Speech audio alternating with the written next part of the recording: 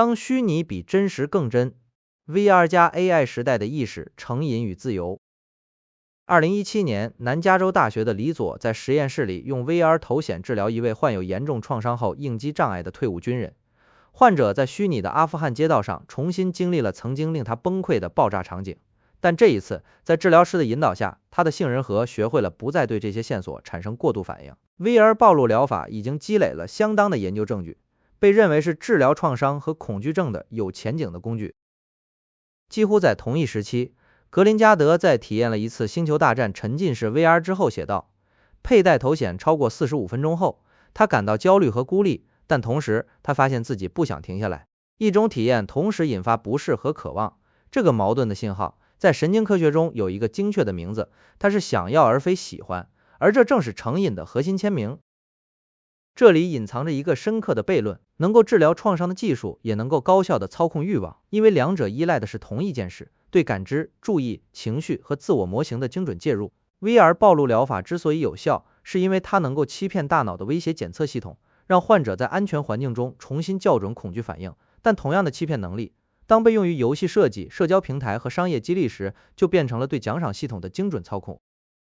本文的中心论点是 VR 之所以可能成为新型成瘾媒介，不是因为它更刺激，而是因为它构建了一个可调参的沉浸环境，能够同时操纵奖赏预测、现实感建构和自我模型。当 AI 加入这个方程式，使虚拟环境变得实时自适应，能够比用户自己更了解用户的欲望时，我们面对的就不再只是一个技术问题，而是一个关于人类意识、自由与意义的根本问题。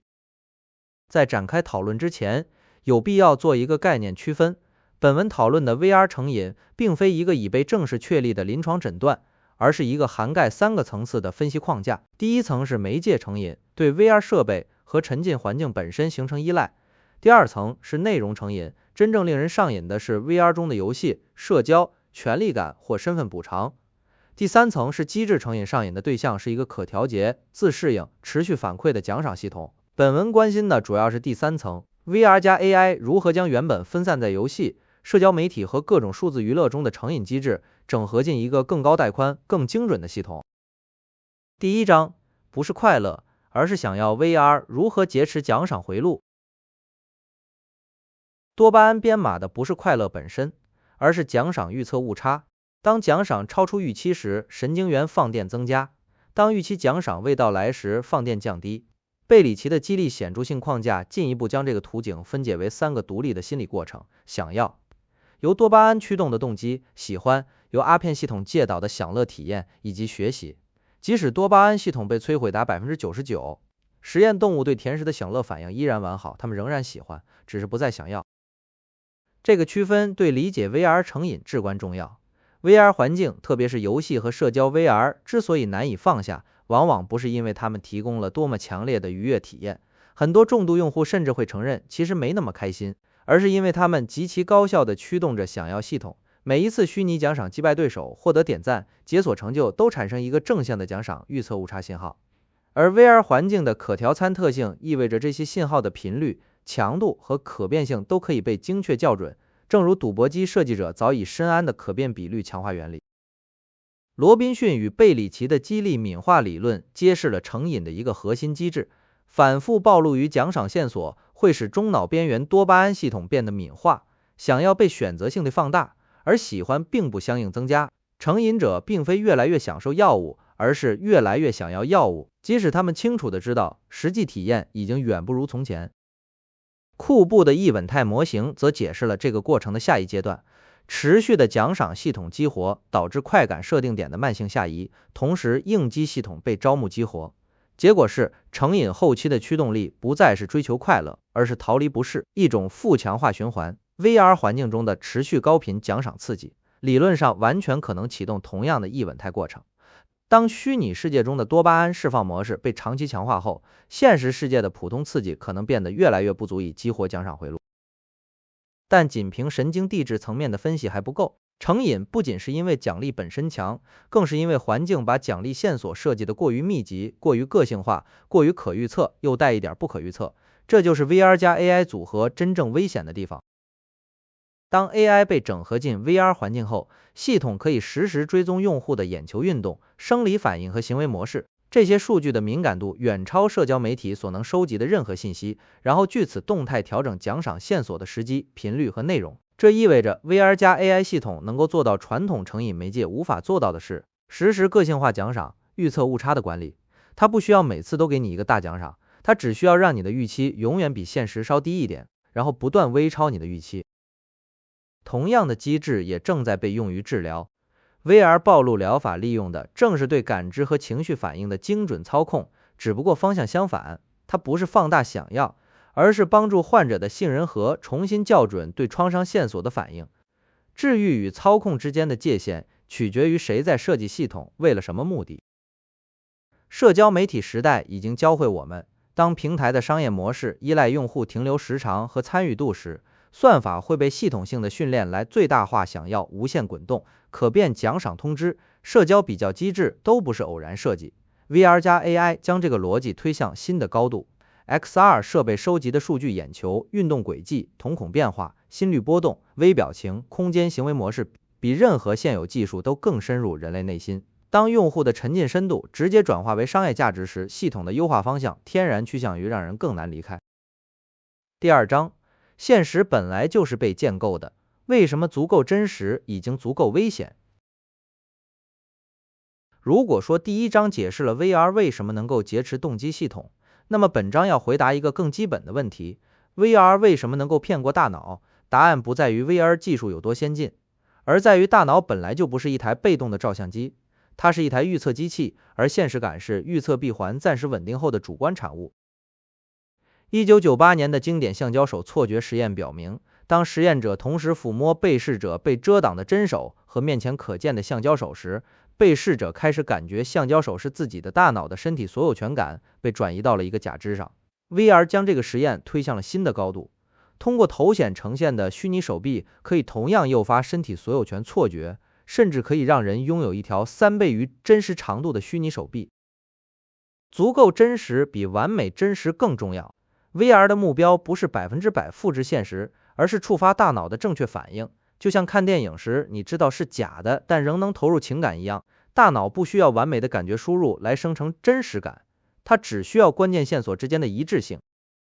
弗里斯顿的自由能原理为理解这一现象提供了理论框架。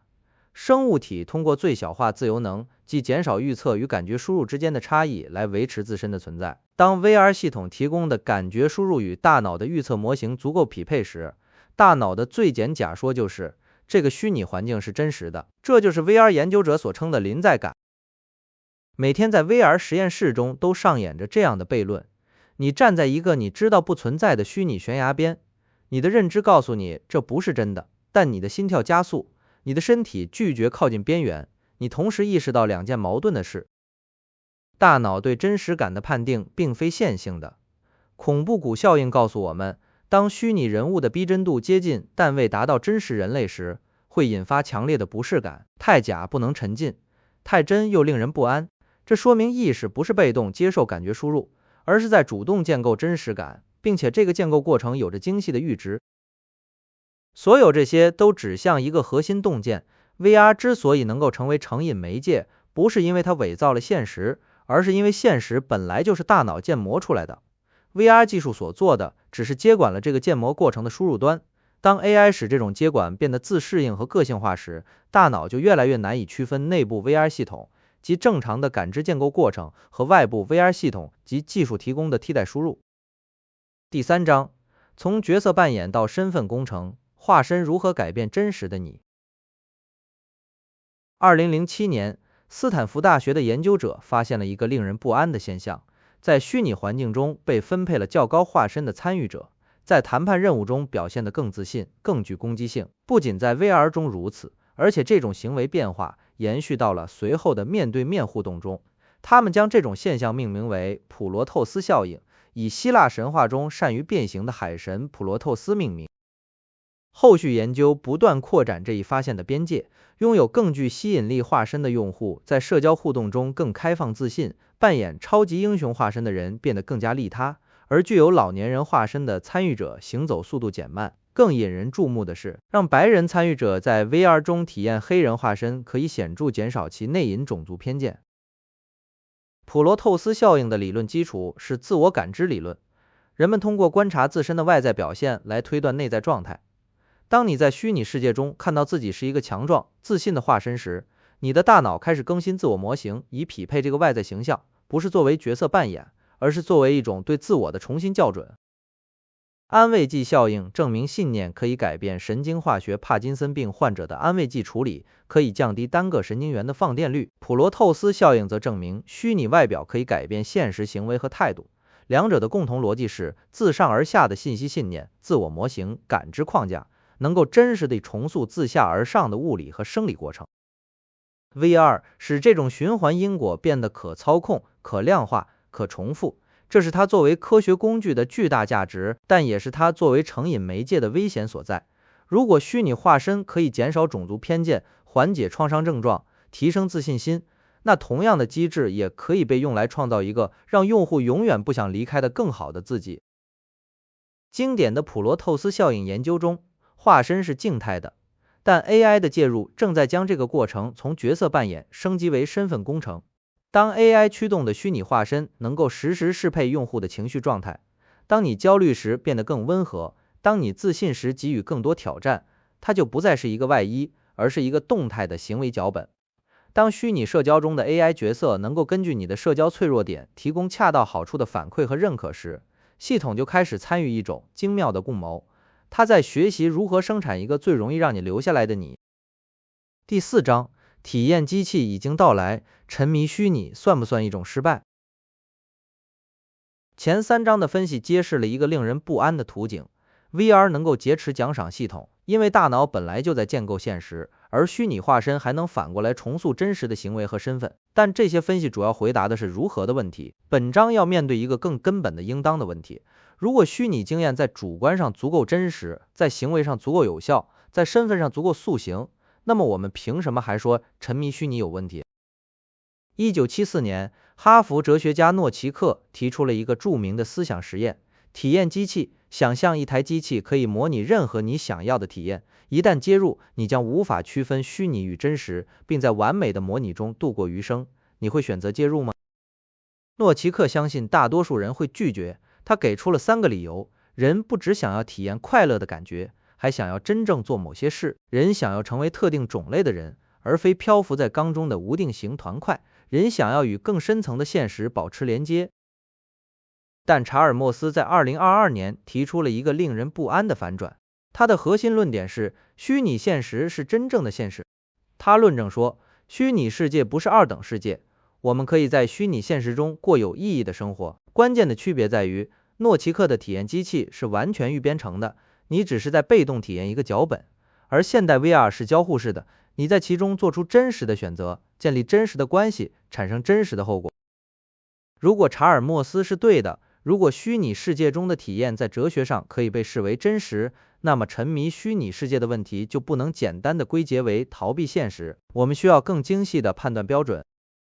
成瘾的核心问题不在于介质的真假，而在于3个维度上的侵蚀。第一，选择自由的压缩。当想要系统被持续激活后，用户越来越难以做出不进入虚拟世界的选择，不是因为虚拟世界更好，而是因为不进入时的负性情绪变得难以忍受。第二，长期自我组织能力的削弱。如果虚拟环境持续提供及时的奖赏和身份确认，延迟满足的能力，面对挫折的韧性，在不确定中保持行动的意志，这些需要在真实摩擦中锻炼的品质可能逐渐萎缩。第三，与他者、身体和后果的真实耦合的丧失。虚拟世界中的社交可以没有真实的风险和责任，虚拟身体不会老去和疼痛，虚拟选择没有不可逆的后果，而正是这些约束构成了意义的基本条件。VR 同时也是意识研究的一个强大工具。在 VR 中，研究者可以改变被试者的身体大小，交换身体，诱发脱体体验，操控时间感知，所有这些都在安全、可控、可重复的条件下进行。VR 为讨论意识问题提供了一个极有力的范式。在 VR 领域中，一切能被体验到的东西都是人类意识的产物。结语：我们真正害怕的是什么？让我们回到开篇的悖论。VR 暴露疗法之所以能治疗创伤，是因为它利用了大脑的可塑性，同样的可塑性也使大脑容易被精心设计的虚拟环境所劫持。治愈与操控不过是同一枚硬币的两面。